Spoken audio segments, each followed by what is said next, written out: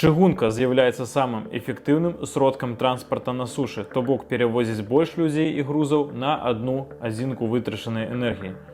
Паглядзіце, колькі яе паўсюль набудавана. Але ці ўсё так проста? Чыста тэхнічна, на жаль, нельга паставіць цягнік беларускай чыгункі на рэйкі ў Польшчы без дадатковай падрыхтоўкі. Агулам існуе больш за 10 стандартаў шырыні чыгуначнай калііны. І гэта без прамысловых, горных і трамвайных лініяў. Чаму іх так багата? Каму гэта ўсё выгадна? І прычым тут конскія дупы? Запрашаю вас адправіцца ў гісторыю цягнікоў і шырыні чыгуначнай калііны. Яна цікавая і поўная падзей. У пачатку 19 стагоддзя брытанец Джордж Стыфенсон стварае свой першы лакаматыў для лініі Стоктан-Дарлінгтан. Эканамічны і сацыяльны эфект ад адкрыцця веткі быў такім, што гісторыкі называюць падзею пачаткам прамысловай рэвалюцыі. Ёсць яшчэ тэрмін «чыгуначная ліхаманка». Усе, хто маў нейкія капіталы, грошы, іншыя каштоўнасці, неслі свае здабыткі ў чыгуначныя кампаніі, якіх станавілася ўсё больш і больш. Законаў пра новую тэхналогію не было. Як кажуць некаторыя, рыначак усё вырашае. Ніхто, вядома, не хацеў, каб яго фірму з'елі канкурэнты, далучыўшы да сваіх лініяў. Таму ў межах адной краіны, як і ў Брытаніі, так і ў США, існавалі ўласныя фірмовыя стандарты. Хтосьці лічыў, што выгадна класці рэйкі ў 2 метрах адзін да аднаго, хтосьці ў 160 сантиметраў. Але Стыфенсон, ствараючы першы цягнік, падышоў да пытання шырыні вельмі проста і лагічна, і яна ўжо існавала. У павозцы. Яшчэ ў Рымскай імперіі вымерілі сярэднюю шырыню канячых дупаў і зацвердзілі адзін стандарт даўжыні між коламі для сваіх калесніцаў. Гэтая калііна шырынёй у 4 футы ці 1435 мм яшчэ да стандартызацыі дзяржавы стае самай папулярнай сярод прыватных чыгунак. Таму толькі праз 20 гадоў пасля адкрыцця першай лініі Брытанская імперія прымае The Railway Regulation Act, законазацверджуючы стандарт Стывенсона як свой асноўны. Ён цяпер называецца брытанскі стандарт ці еўрапейскі. Якраз такі тыя самыя 4 футы для рымскіх калесніцаў. А навошта гэтае пытанне дзяржавам? Якая ім ввогуле справа? І тут мы падыходзім да фактара, які як і аб'яднаў багата чыгунак, так і падзяліў свет на розныя стандарты. Гэта пытанне бяспекі. У папярэднім відэа я распавядаў пра важнасць сувязяў у забяспечанні войска, і вядома, што хаос у лагістыцы на выпадак вайны нікому не патрэбны. Уласна, ён і адбыўся падчас грамадзянскай вайны ў Спалучаных Штатах Амерыцы, калі поўдзень маў 3 стандарты чыгункі на сваёй тэрыторыі, а поўнач ужо меў аб'яднаную сетку пад якраз-такі брытанскай шырынёй калііны. Эшелоны, грузы, гарматы давазіліся набагата хутчэй, а лагістыка, яна і ёсць аднім з фактараў перамогі. Урахоўваючы гэты досвед, некаторыя краіны вырашылі распрацаваць свой уласны асабісты стандарт. Да прыкладу, Гішпанія зацвердзіла іберійскую калііну, зараз яна выкарыстоўваецца разам з Партугаліяй, і акрамя тэхнічных прычын, логіка свайго стандарту была ў тым, што брытанскую шырыню выкарыстоўвалі французы. Таму да пабудовы свыжхуткасных лініяў у 20 стагоддзі між краінамі існавалі толькі перасадачныя станцыі, якія можна проста зачыніць у выпадку вайны. Павернемся да родных мясцін. Турма народу фактычна запрыгнула ў апошні вагон цягніка прагрэсу. Яркі прыклад таму – Крымская вайна, дзе ў расійскай імперыі не было чыгунак на тэрыторыі захопленай Украіны, але яе з сабой прывезлі брытанцы наўпрост у Крым і пабудавалі лінію, якая дапамагала захапіць Севастополь. Намагаючыся дагнаць і перагнаць захад, расійскія чыноўнікі фактычна ў ручным рэжыме будавалі ўласную сетку дарог. І ў адрозненні ад еўрапейскіх краін менавіта дзяржава была асноўным інвестарам усёй гэтай гісторыі. Маскавіты абралі ўласны чыгуначны стандарт, ён трошачкі шырэйшы за брытанскі, і ўласны фактар бяспекі быў асноўным пры гэтым выбары.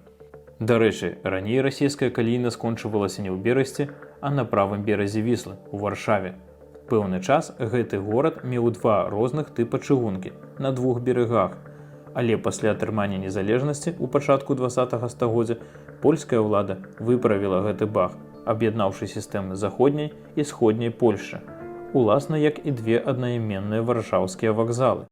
Не дай бог зноўку пабываць на Варшаве заходняй. Дарэчы, ручное кіраванне чыгункай і яе будаўніцтвам не лепшая ідэя. На мапе наяўна бачна велічэзная розніца ў шчыльнасці чыгунак еўрапейскай і расійскай каліны.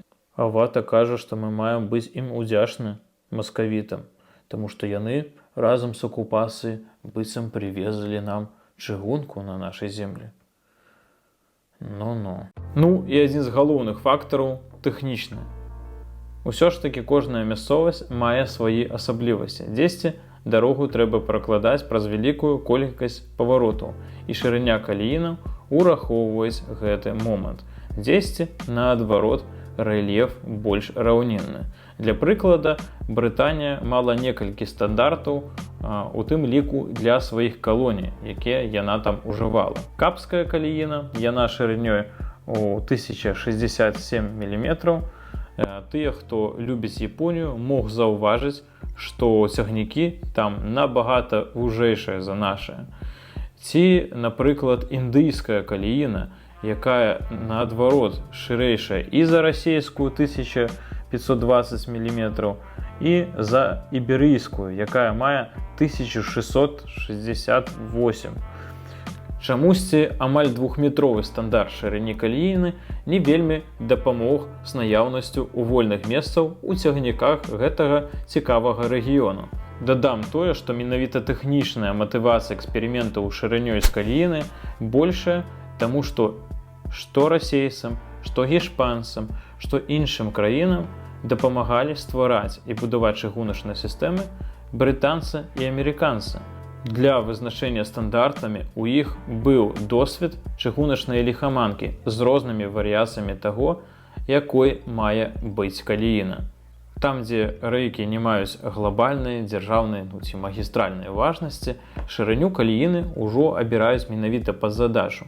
Таму існуе так багата стандартаў для трамвайных лініяў, прамысловых чыгунак і іншых сістэмаў. Існавала і трохметровая дэвіяцыя стандарту, якая мала больш ідэалагічны фактар. Аўтарам яе быў вядомы архітэктар, мастак, пісьменнік, палітык, вайсковец. Ён нават перажыў падрыў на выбухоўцы. Цікавы персанаж. Чамусьці да яго ніхто не дадумаўся рабіць цягнікі шырынёй у 3 метры па 2 паверхі.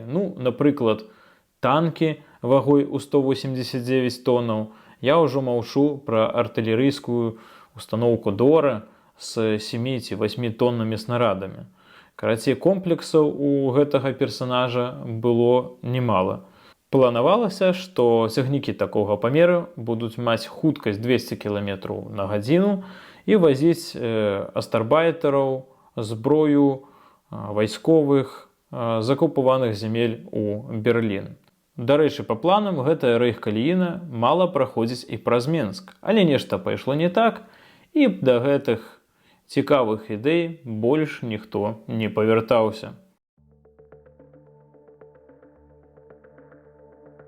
Што рабіць, калі гандляваць хочацца, але рэйкі розныя? Існуе некалькі спосабаў. Першы – гэта перакатванне колавых каляскаў. То бок, пад'язджае вагон, яго утрымліваюць, і старыя уласныя колавыя каляскі ад'еднуюцца і падвозяць тыя, якія новага стандарта. Уся гэтая працэдура займае не менш за гадзіну, і ўсе тыя, хто ездзіў праз Брэст у Польшу, напэўна, дакладна ведаюць, як гэта адбываецца. Там, дзе гэта магчыма, чыгуначны рух робяць адразу з 3 рэйкамі. Вядомая ўсім гарадзенцам і вішнорцам змешаная калііна. То бок, меншы стандарт фактычна уязджае 3-й рэйкай у большы. Далей за ўсіх пашлі гішпанцы. Кампанія Тальга запатентавала колавыя каляскі, якія могуць пашырацца і звужацца адпаведна патрэбнаму стандарту. Так, гэта працэдура адбываецца не імгненна, але ўсё ж такі набагата хутчэй, ніж падымаць цягнік на кране і здымаць яго гэтыя колавыя каляскі. Тэхналогію нават паспелі экспартаваць да РЖД, і з 2016 па 2022 год існаваў маршрут Масква-Берлін, дзе ў Берасці пабудавалі якраз для яго, для патрэбнай тэхналогіі, партал у еўрапейскі чыгуначны свет. Пішыце ў каментарах, ці патрэбны расейцам такі партал. Але гэта ўсё, на маю думку, полумеры. Трэба перебудоўваць сістэмы на еўрапейскую каліну проста дзеля таго, каб не было такіх доўгіх розных працэдур. Існуе два шляхі для тых, хто хоча аб'яднаць сваю чыгунку з еўрапейскай сеткай. Першае, гэта тое, што зрабілі палякі. Ужо 100 год таму яны адаптавалі ўсе свае лініі да еўрапейскага стандарту каліны. Гэта дорага, гэта, магчыма, выклікае пэўныя часовыя праблемы, але ўсё ж такі зараз уся краіна мае выхад і да еўрапейскіх рынкаў, і да эшалонаў вайсковай дапамогі НАТО. Таму пытанне даволі важнае. Другі шлях – гэта тое, як пашлі краіны Балтыі. У іх амаль уся каліна ці савецкая, ці больш алдовая расейская з расійскай імперіі, але паверх ужо існуючай яны за дапамогай Еўразвяза зараз будуюць вялікую магістральную лінію, якая з'яднае Літву, Латвію, Эстонію, як з Польшай, так і у перспектыве з Фінляндыяй. Так, яны плануюць тунэль пад Балтыйскім морем. Спадзяюся, што ў іх усё выйдзе. Гішпанцы паверх іберыйскай каліны пабудавалі сетку звышхуткасных лініяў, якая мае ўжо еўрапейскі стандарт і з'еднана з Францыяй. Таму цяпер ім не прыходзіцца ездзіць у Европу цягніком з перасадкамі ці іншымі танцамі з бубнам. Але ўсё ж такі праблема грузавых цягнікоў застаецца. Таму, на маю думку, таксама рашэнне не ідэальнае. Тут ва ўкраіне прямо зараз падчас вайны будуюць еўрапейскую каліну, якую працягваюць ад памежных пунктаў пропуска ўглыб. Праектам Еўразвяза закладзена з'яднанне буйных гарадоў гэтым стандартам, і стратэгічную важнасць разумеюць усе, як і дзяржава, так, уласна, і Еўразвяз. А што думаеце вы? Які шлях трэба абраць нашай краіне? Ці праязджалі вы ў Еўразвяз цягніком праз Берасце? Пішыце свае доўгія каментары, яны вельмі дапамагаюць прасоўванню беларускамоўнага кантэнту. Хутка будуць новыя ролікі, таму падпісвайцеся на гэты канал, дапамагайце палітвязням, дапамагайце знаёмым беларусам у эміграцыі, дапамагайце украінскаму войску і беларускім добраахвотнікам. Да сустрэчы!